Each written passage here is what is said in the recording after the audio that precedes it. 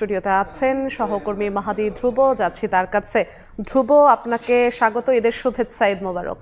ঈদ মোবারক যশো আপনাকে। ধ্রুব, আমরা প্রতিবেদনও দেখছিলাম আমাদের সহকর্মীর যে আজ ঈদ উৎসবে পুরো দেশ একসাথে উৎসব পালন করছেন। আমরা দেখছিলাম রাষ্ট্রপতি প্রধানমন্ত্রী প্রায় তিন যুগের পরে তারা একসঙ্গে নামাজ আদায় করলেন। তারা কোথায় নামাজ আদায় করলেন এবং শুভেচ্ছা বিনিময়ে কি বললেন, দিনব্যাপী কি হলো আমাদের একটু জানাবেন। যশো, আজকে মুসলিম উম্মার সবচেয়ে বড় ধর্মীয় উৎসব ঈদ উল ফিতর ছিল এবং এই ঈদ উৎসবে কিন্তু গোটা দেশ মাতোয়ারা ছিল। সেই উৎসবের আমেজ কিন্তু দেখা গিয়েছে দেশের রাজনৈতিক অঙ্গনেও। আজকে যেটি বলছিলেন মাত্র আপনি, 3 যুগ পর আজকে একটি বিরল ঘটনা ঘটলো। আসলে অনেক দিন পর প্রধানমন্ত্রী এবং রাষ্ট্রপতি একসাথে তারা জাতীয় ঈদগাহে নামাজ আদায় করেছেন এবং আজকে একটু আমি দেখাতে চাই, বিশেষ করে যেহেতু আজকে রাষ্ট্রপতি এবং প্রধানমন্ত্রী তারা কিন্তু আসলে ঈদগাহের একসঙ্গে নামাজ আদায় করেছেন এবং এরপরে কিন্তু আমরা দেখেছি আসলে একটু ঘটনা না বললেই নয়। প্রধানমন্ত্রী তারেক রহমান তিনি আসলে যেভাবে জনগণের কাতারে মিশে গিয়েছিলেন, যেভাবে তিনি নিশ্চয়ই আপনি জানেন তিনি একটি কঠিন প্রোটোকলের মধ্যে থাকেন, কিন্তু সকল প্রোটোকল উপেক্ষা করে সাধারণ জনগণ যেভাবে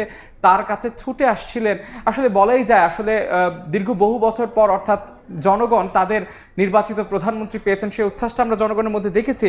তিনি যমুনায় কিন্তু আজকে শুভেচ্ছা বিনিময় করেছেন দলমত নির্বিশেষে সকলের সঙ্গে এবং তারপর তিনি গণমাধ্যমের সঙ্গে কথা বলেছেন এবং তিনি যেটি বলেছেন আসলে তিনি সকলকে নিয়ে, দলমত নির্বিশেষে সকলকে নিয়ে ঐক্যবদ্ধ একটি দেশ করার প্রত্যয় তিনি ব্যক্ত করেছেন এবং একই সঙ্গে তিনি বলেছেন যে দেশের জনগণ যেভাবে দেশটি চায় সেভাবে আসলে দেশটিকে গড়া হবে। এবং যেটি আসলে বলছিলাম যে প্রোটোকলের বাঁধ ভেঙে সরকার প্রধানকে আসলে জনসাধারণ তারা সরকার প্রধানকে ঘিরে তাদের উচ্ছ্বাস ব্যক্ত করেছেন।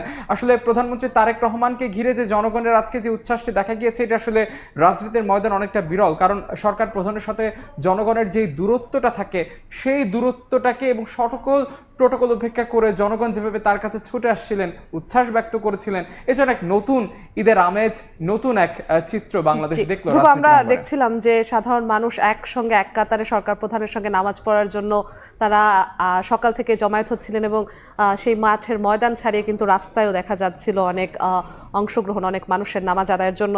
আমরা দেখছিলাম রাষ্ট্রপতি প্রধানমন্ত্রী তারা কি বলেছেন শুভেচ্ছা বিনিময়ে। বিরোধী দলীয় নেতারাও নামাজ আদায় করেছেন বিভিন্ন এলাকায়, সে বিষয়ে কি তথ্য আছে? বিরোধী দলীয় নেতারাও কিন্তু আজকে তারা নিজ নিজ নির্বাচনী এলাকায় তারা নামাজ আদায় করেছেন। এই নিয়ে আসলে একটু প্রতিবেদন রয়েছে, সেই প্রতিবেদনের শুরুতে দেখে আসতে চাই।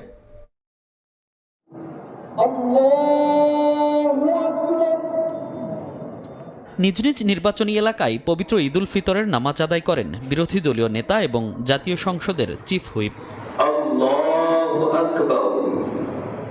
শনিবার সকালে রাজধানীর বেরাইদ জামে মসজিদে ঈদের নামাজ আদায় করেন বিরোধী দলীয় চিফ হুইপ ও এনসিপির আহ্বায়ক নাহিদ ইসলাম। নামাজের পর কুশল বিনিময় শেষে গণমাধ্যমে কথা বলেন নাহিদ ইসলাম। বলেন, ঈদের পর সংসদে সংবিধান সংস্কার পরিষদ নিয়ে গুরুত্ব সহকারে আলোচনা হবে। সংবিধান সংস্কার পরিষদ সংস্কার এগুলা হচ্ছে কমিটমেন্ট ছিল, তো অবশ্যই সেটার জন্য আমরা সংসদে এবং সংসদের বাইরে সর্বাত্মক চাপ আমরা তৈরি করব আমাদের জায়গা থেকে। মিরপুরের মণিপুর গার্লস হাই স্কুল মাঠে নামাজ আদায় করেন জামাত আমির ও বিরোধী দলীয় নেতা ডাক্তার শফিকুর রহমান। পরে মুসল্লিদের সঙ্গে ঈদ শুভেচ্ছা বিনিময় করেন তিনি। হিংসা বিদ্বেষ ভুলে দেশ গড়ার প্রত্যয় ব্যক্ত করেন জামাত আমির। ভোটটা জনগণ দুইটাই দিয়েছে, তাই একটা হালাল হলে আর একটা হারাম হবে কেন? এটা যত তাড়াতাড়ি, যারা এখনো বুঝেন নাই অর্থাৎ সরকারি দল, তারা যত তাড়াতাড়ি বুঝবেন সংকট তত তাড়াতাড়ি কাটবে। এদিন দুপুরে মিন্টো রোডের বাসায় ঢাকার বিভিন্ন মিশনের কূটনীতিকদের সঙ্গে শুভেচ্ছা ও কৌশল বিনিময় করেন বিরোধী দলীয় নেতা এবং জামাত আমির ডাক্তার শফিকুর রহমান। মনির হোসাইন, সময় সংবাদ, ঢাকা। যশোর, যেমনটি দেখছিলাম আসলে আমাদের প্রতিবেদক মনির হোসেনের প্রতিবেদনে বিষয়টি উঠে আসলো যে বিরোধী দলীয় নেতা যারা রয়েছেন, বিশেষ করে বিরোধী দলীয় নেতা জামাতের আমির ডাক্তার শফিকুর রহমান, তিনি মিরপুর গার্লস হাই স্কুলের মাঠে তিনি নামাজ আদায় করেছেন এবং বিরোধী দলীয় চিফ হুইপ নাহিদ ইসলাম তিনি নামাজ আদায় করেছেন তার নির্বাচনী এলাকা বেরাইদে তিনি আসলে নামাজ আদায় করেছেন এবং নামাজ আদায়ের পর কিন্তু আসলে প্রত্যেকেই গণমাধ্যমের সঙ্গে কথা বলেছেন। বিশেষ করে একটু জানাতে চাই, আজকে জামাতের আমির কিন্তু আসলে তারা কিন্তু সংবিধান সংস্কারের ইস্যুটা নিয়ে কিন্তু তাদের প্রত্যেকের বক্তব্যে আমরা এই বিষয়টি দেখতে পেরেছি। বিশেষ করে সংবিধান ইস্যুতে সরকারের সংসদে ফয়সালা না হলে রাজপথে নামার হুঁশিয়ারি দিয়েছেন জামাতের আমির ডাক্তার শফিকুর রহমান এবং আজকে বিরোধী দলীয় চিফ হুইপ জনাব নাহিদ ইসলাম তিনি কিন্তু আসলে যেটি বলেছেন যে সংসদে সংবিধান সংস্কার ইস্যুতে ছাড় না দেওয়ার বার্তা নাহিদ ইসলাম দিয়েছেন। অর্থাৎ ঈদের আনন্দের মাঝেও কিন্তু আসলে রাজনীতিক যেই বিষয়গুলো সেটা কিন্তু কোনোভাবে পিছিয়ে ছিল না।